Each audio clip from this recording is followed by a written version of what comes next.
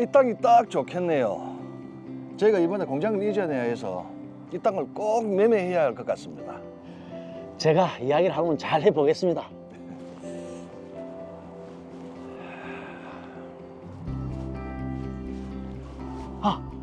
매도인이 파시겠다고 합니다. 이틀 뒤에 사무실에서 계약서 작성하시죠. 아이고, 고맙습니다. 잘 됐습니다.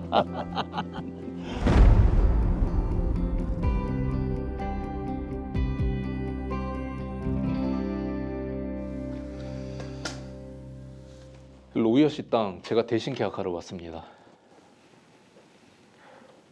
아니, 손지현 씨랑은 어떤 관계신지. 아, 제가 형부되는 사람입니다. 대리 계약은 얘기를 못 들었는데 잠시만요. 여보세요? 예, 오늘 계약하기로 한 땅이요. 매도하는 거 맞으시죠? 형부라는 분이 대신 계약하러 왔는데 예. 예, 알겠습니다. 예. 예, 맞다고 하네요. 계약금은 오늘 지급하시는 걸로 하고 잔금은 2주 뒤에 주는 걸로 그렇게 했습니다. 그럼 위약금은 어떻게? 계약 이행이 안 되면 계약금만큼 위약금으로 하시죠. 예. 자, 그럼 계약서 작성하시죠.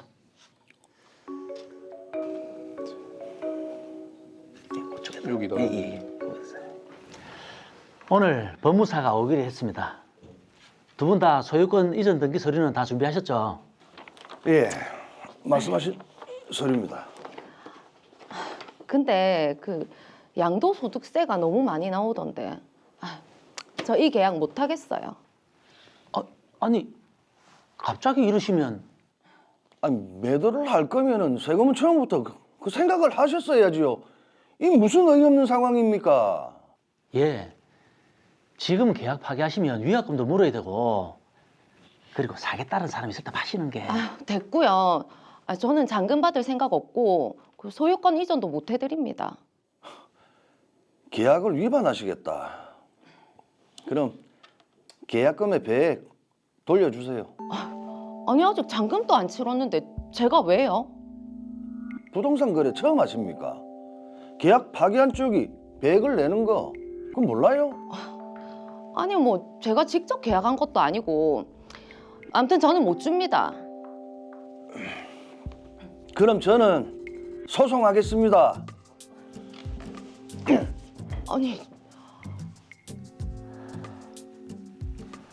아니 사모님, 이제 와서 이렇게 갑자기 계약을 파기한다고 하면 어떻게 합니까? 사실 그 땅 그날 계약한 저희 형부 땅이에요. 명의만 제 이름이고요. 아니 근데 형부가 안 팔겠다 하잖아요. 그러니까 낸들 어쩌겠습니까? 아무튼 나는 갑니다. 뭔가 이상한데요? 형부가 마음이 변했네요. 그러니까 그 땅 실제 명의자가 대리 계약한 조재민이다 이 말이죠. 알겠습니다.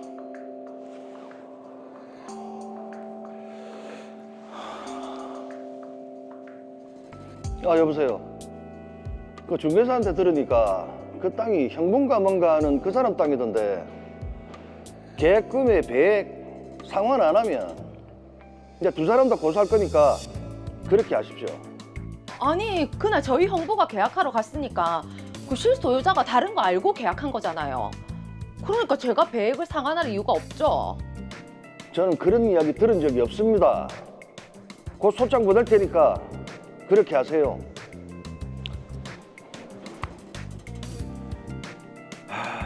공장 부지로 쓸 땅이라서 꼭 해결이 돼야 될 텐데.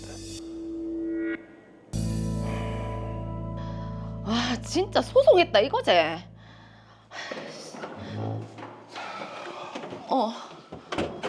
추워. 이거 언니가 아이. 갖다 주래. 형부, 이것 좀 봐요. 뭔데 이거? 명의 신탁이 안 된 거면 처제가 계약금 배액을 상환해야 하고 명의 신탁이 된 거라도 부동산 실명법에 의해서 계약이 유효한 거니까 처제가 배액을 상환해야 한다. 이 사람 진심으로 배액 받을 생각인 것 같은데.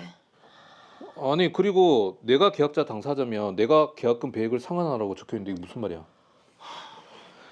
아니 나는 그냥 가가지고 계약서 쓰면 된다며. 아유, 일단 제가 알아서 할 거니까 형부는 아무 신경 쓰지 마세요. 아 무슨 뭐라고 하는지 한번 보자. 일단 그 부동산은 자기 땅이 맞고 뭐? 그날 온 사람이 형부라더니 자기는 도장이랑 주민등록증을 맡긴 적이 없다고? 에? 이것 봐라. 계약 당일에 의사표시를 한 건 추상적인 매도 이양이다. 그러니까 배액을 못 주겠다 이거네. 뭐 그러면 형사고발해야지. 자기는 도장하고 주민등록증을 준 적이 없는데 그걸 가지고 왔으니까 사기가 명백하네.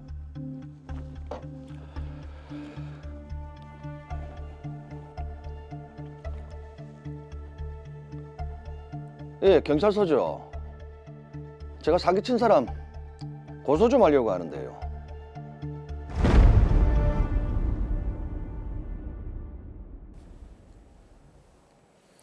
네, 부동산 매매 계약을 체결하면서 대리 계약을 한 건데 이제 그 이후에 분쟁이 발생한 사건이네요. 이게 지금 아직도 저 땅이 처제 땅인지 형부 땅인지를 잘 모르겠습니다. 정말 저도요, 예. 복잡한 상황인데 사건 정리부터 먼저 한번 해보죠. 들로 이어 사건 번호 제559호입니다. 황대수 씨는 손지연 씨의 땅을 공장 부지로 사용하기 위해 부동산 매매 계약을 체결하기로 했습니다. 그런데 계약 당일 손지연 씨의 형부라면서 대리인으로 조재민 씨가 나왔고 중개인은 손지연 씨와의 통화를 통해 해당 사실을 확인해 주었습니다. 이에 황대수 씨는 조재민 씨와 계약을 체결했습니다. 이후 법무사를 통해 서류를 정리하기로 한 날 손지연 씨가 세금이 많이 나온다면서 계약을 파기하겠다고 합니다. 황대수 씨는 계약 위반이라면서 위약금으로 계약금 100을 요구했지만 손지연 씨는 자신이 계약한 게 아니니 주지 못하겠다. 그 땅의 실제 소유자는 계약을 체결한 조재민이고 자신은 명의자에 불과하다 이렇게 주장했습니다. 땅에 대한 소유권 이전도 계약 진행도 하지 못하게 되자 황대수 씨는 손지연 씨에게 소송까지 제기했는데요. 그러자 손지연 씨는 자신은 조재민 씨에게 대리권을 준 적이 없다 이렇게 맞서고 있는 상황입니다. 네, 말이 왔다 갔다 하면서 뭐 말이 바뀌고 있고 정리를 했는데 저도 헷갈립니다. 사건이 꽤 복잡합니다. 김영우 변호사님, 예, 어떻게 보셨습니까? 네, 사건이 매우 복잡한데 심지어 소송 중에 손지연 씨가 주장을 변경하기까지 해서 더욱 복잡해졌죠. 이 사건의 쟁점은 해당 토지가 누구의 소유인지 그리고 황대수 씨가 누구와 매매 계약을 체결한 것인지에 따라서 결론이 달라질 수 있다라는 것입니다. 네, 자 일단 정확한 사실관계를 한번 낱낱이 따져보도록 하겠습니다. 자, 먼저 손지연 씨가 제일 처음에 주장했던 것처럼 해당 토지가 형부 조재민 씨 소유라면, 자 그러면 어떻게 되는 겁니까? 만약 이 부동산이 조재민 씨 소유라면 이 부동산은 손지연 씨에게 명의 신탁된 것입니다. 이런 경우 황대수 씨가 명의 수탁자인 손지연 씨와 매매 계약을 체결하였다면 부동산 실권리자 명의 등기에 관한 법률 제4조 제3항에 의해 매매 계약이 유효하고 손지연 씨가 계약 이행을 거부한 것에 대해서 책임을 져야 합니다. 그러니까 계약금 배액을 상환해야 합니다. 근데 지금 이제 손지연 씨와 계약을 체결한 것이라면이라고 단서를 달아주셨는데 만약에 조재민 씨와 계약을 체결한 것이라면 결론은 달라지는 겁니까 그러면? 네, 그렇습니다. 손지연 씨가 마지막에 주장한 것처럼 형부 조재민 씨가 단순히 손지연 씨 명의를 빌려서 황대수 씨와 계약을 체결한 것이라면 계약의 당사자는 조재민 씨가 됩니다. 네. 손지연 씨는 계약의 당사자가 아니어서 부동산 실거래자 명의 등기에 관한 법률 소정의 제3자에 해당하지 않게 되죠. 부동산이 조재민 씨 소유이고 조재민 씨가 계약의 당사자로서 황대수 씨와 계약을 체결한 것이라면 당연히 조재민 씨가 책임을 부담하게 됩니다. 그렇습니다. 자, 근데 손지연 씨가 근데 중간에 말을 또 바꿉니다. 부동산 토지가 손지연 씨 자신의 것이 맞다. 그럴 경우에는 어떻게 되는 거죠? 만약 부동산이 손지연 씨 소유이고 계약의 당사자도 손지연 씨라면 일반적인 매매 계약과 다를 바가 없습니다. 그렇다면 당연히 계약 이행을 거부한 손지연 씨가 책임을 부담하게 되겠죠. 예. 그래서 손지연 씨는 공인중개사와 자신이 통화한 내용은 추상적으로 매도 의향을 내비친 것일 뿐이고 계약이 체결되지는 않았다라고 주장하는 것입니다. 자, 그런데 지금 저희가 드라마를 봤을 때 손지현 씨 주장을 그대로 믿기가 어려울 것 같습니다. 왜냐하면 형부라고 하는 조재민 씨와 지금 계약서까지 작성을 했잖아요. 맞습니다. 조재민 씨는 명의자인 손지현 씨의 도장과 주민등록증까지 소지하고 있었고 손지현 씨 대리인으로서 계약을 체결했습니다. 심지어 공인중개사는 계약 당사자들 앞에서 손지현 씨와 통화도 했지 않습니까? 그렇죠. 그렇다면 손지현 씨는 대리인인 조재민 씨를 통해서 황재수 씨와 매매 계약을 체결한 것입니다. 근데 지금 이 손지현 씨 측에서 보면 소장에서 도장이나 주민등록증을 조재민 씨에게 주지 않았다. 이렇게 주장을 하거든요. 그러니까 조재민 씨가 대리인이 아니다라고 주장을 하는 건데 만약에 이게 사실이면 어떻게 되는 겁니까? 만약 조재민 씨가 손지현 씨로부터 대리권을 수혜받지 못했다면 조재민 씨는 무권 대리인이 됩니다. 그래서 조재민 씨와 황재수 씨가 체결한 계약은 손지현 씨에게는 효력이 없습니다. 다만 황재수 씨 입장에서 볼 때 조재민 씨가 손지현 씨의 대리인이라고 믿을 수밖에 없는 사유가 있었다면 표현 대리라는 것이 성립하게 됩니다. 네. 조재민 씨를 손지현 씨의 대리인으로 보는 것이죠. 즉 표현 대리가 성립하면 손지현 씨는 계약의 당사자가 되게 되고 손지현 씨가 계약을 이행하지 않은 책임을 부담하게 됩니다. 야, 지금 여기서 또 무권 대리, 표현 대리 요걸 또 입증해야 되는 문제까지 나왔는데 지금 부동산 하나를 두고 계약 하나 했는데 경우의 수가 무려 4가지가 나왔습니다. 맞아요. 예. 이거 좀 정리 좀 해주시죠. 네, 그렇습니다. 첫 번째로 부동산이 조재민 씨 소유이고 조재민 씨가 계약의 당사자라면 당연히 조재민 씨가 책임을 집니다. 두 번째로 부동산이 조재민 씨 소유인데 부동산 명의자를 손지현 씨로 해두었고 계약의 당사자도 손지현 씨라면 이 부동산은 명의 수탁된 것이고 손지현 씨가 책임을 부담합니다. 네. 세 번째로 부동산이 손지현 씨 소유이고 조재민 씨가 손지현 씨의 대리인이라면 계약의 당사자는 손지현 씨이고 책임도 손지현 씨가 부담합니다. 마지막인 네 번째로 부동산이 손지현 씨 소유인데 조재민 씨가 손지현 씨의 대리인인 것처럼 행세하였다면 무권 대리로서 조재민 씨가 책임을 부담합니다. 네. 다만 표현 대리가 성립하면 손지현 씨가 책임을 부담합니다. 어쨌거나 지금 경우의 수가 많아서 저희도 참 헷갈리는데. 그렇죠. 자, 결국 손지현 씨는 일단 처음에 주장을 철회했고 마지막에 이제 얘기한 조재민 씨에게는 대리권이 없다는 점을 인정을 했는데 그런 상황이지 않습니까? 그렇습니다. 예. 손지현 씨 입장에서는 그렇게 주장을 해야 자신이 책임을 지지 않을 수 있기 때문입니다. 자, 그런데 이게 처음에는 형부 조재민 씨 것이다라고 했다가 지금 뭐 이제는 자신의 것이 맞는데 대리권을 준 적이 없다. 또 주장이 계속 왔다 갔다 하는 것도 그렇고요. 손지현 씨 주장에 좀 설득력이 없는 것 같아요. 제 생각도 같습니다. 예. 제가 조사를 해본 결과 등기부상 명의자는 손지현 씨였습니다.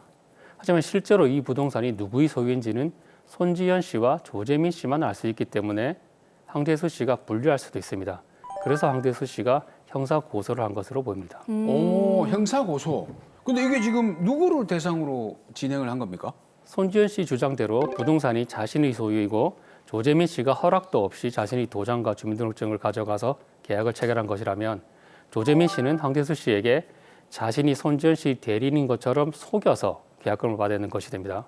그래서 황재수 씨는 조재민 씨를 형사 고소하였습니다. 자, 그러면 지금 손지현 씨 주장이 사실이라면 형부가 형사 처벌을 받게 되는 거네요? 당연히 그렇게 되겠죠. 예. 그런데 바로 그런 이유 때문에 손지현 씨는 경찰에 사실대로 진술을 할 수밖에 없을 것입니다. 아, 손지현 씨 주장이 만약에 사실이라면 죄 없는 형부가 형사 책임을 지게 되는 그야말로 감방으로 갈 수 있는 상황이 될 수 있기 때문에 그러니까 뭐 사실을 진술했다. 이게 진짜 고도의 심리전이네요. 그러네요. 그렇습니다. 네.